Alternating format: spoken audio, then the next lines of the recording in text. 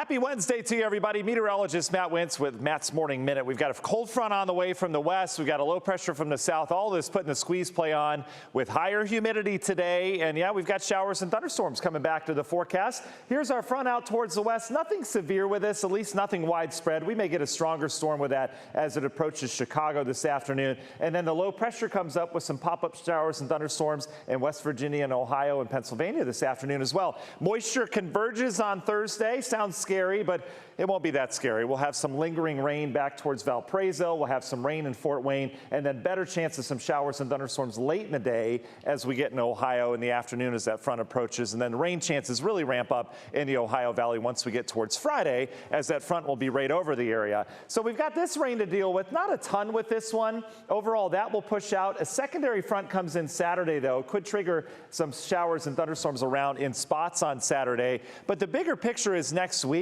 We've got a front that'll come in and it'll stall across Ohio, Indiana, and Illinois, and we'll have waves of storms along this. The rain could really add up with these storms going over the same areas. Look at the rainfall projection, especially once we get into next week. It really ramps up. Could be dealing with flooding, but it all depends on where that frontal boundary settles, and right now it's too soon to tell.